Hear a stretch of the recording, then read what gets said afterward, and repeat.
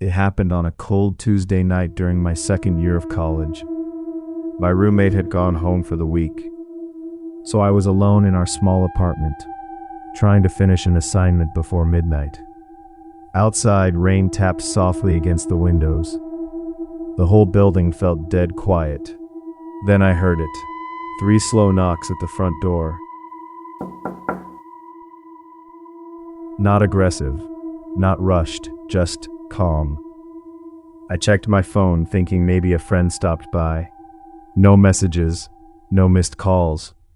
I walked to the door and looked through the peephole. Nobody. I remember standing there for a few seconds, listening. The hallway lights buzzed faintly outside, but there was no movement. I told myself it was probably some drunk student messing around, so I went back to my desk.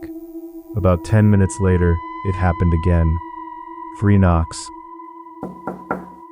Slow, patient. This time I muted my TV completely. That's when I heard another sound. A faint metallic creaking noise near my bedroom window. I felt my chest tighten instantly. I slowly walked toward the blinds and peeked through them. At first, my brain couldn't process what I was seeing. Someone was standing outside my window. I actually remember thinking, wait, I'm on the 2nd floor. How is someone standing out there? Then I remembered the old metal fire escape connected to the building.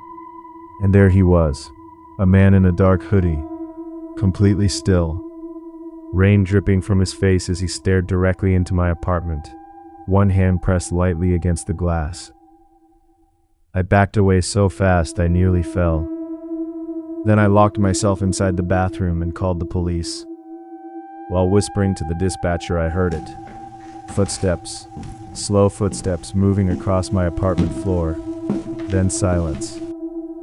The police arrived about 6 minutes later. They searched the apartment immediately.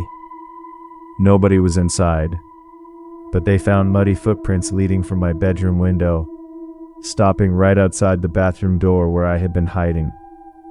Then the footprints turned around and led straight back out through the wide open front door. To this day, I still think about how quietly that guy moved through my apartment, and how close he got before I even realized I wasn't alone anymore.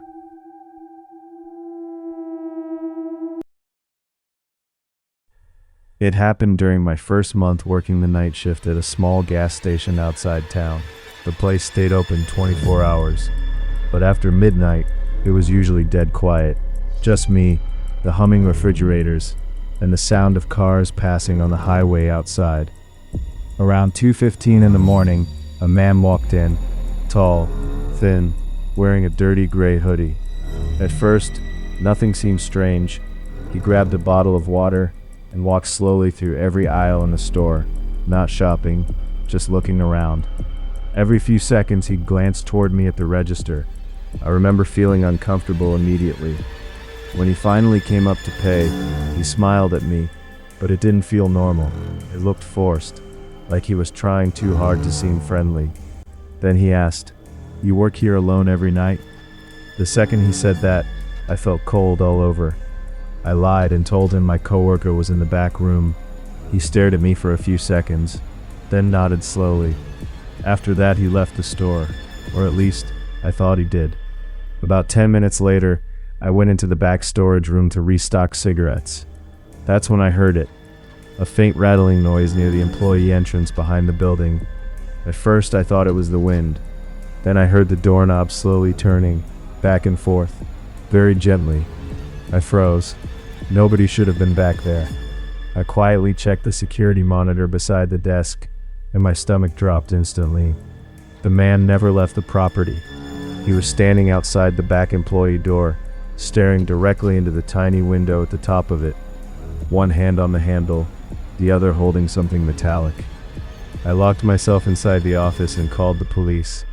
By the time they arrived, the man was gone. But officers later found fresh scratch marks around the employee door lock and footprints leading into the woods behind the gas station. I quit that job 3 days later because I still think about one thing. If I hadn't lied about having a coworker there, I don't think that door would have stayed closed for very long. This happened when I was driving home from a friend's house late one night. It was close to 1 a.m. The roads were empty, no other cars around. I was taking the back roads home because it was faster. That's when I noticed headlights behind me. At first, I didn't think much of it, but after a few minutes, I realized something strange. Every turn I made, the car made too. Left turn, another right, still there. The headlights stayed close the entire time. Not dangerously close, just close enough to make me aware of them. I remember trying to convince myself it was nothing. Maybe they lived nearby. Maybe they were going the same direction. But then I made a turn onto a road that led nowhere except my neighborhood, and the car followed immediately. That's when panic started setting in. I decided not to drive home. Instead, I made 4 random turns through streets I never normally used. The car copied every single one. At that point, I knew they were following me. My hands were shaking so badly, I almost dropped my phone trying to unlock it. Then suddenly, the car behind me sped up, fast. Their headlights filled my entire rear window. I could barely see anything else. The driver started flashing their high beams over and over. Then they got so close I thought they were going to hit me. I ran the next stop sign and turned into a gas station near the highway. The second I pulled under the bright lights, the car stopped at the entrance, just sitting there, engine running. I finally got a clear look at it.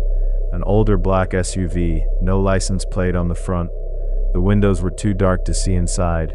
After maybe 10 seconds, it slowly backed away, then drove off without ever entering the parking lot. I stayed inside that gas station for almost an hour, waiting for police. To this day, I still wonder what would have happened if I had driven straight home that night, because whoever was in that SUV seemed very determined to find out where I lived.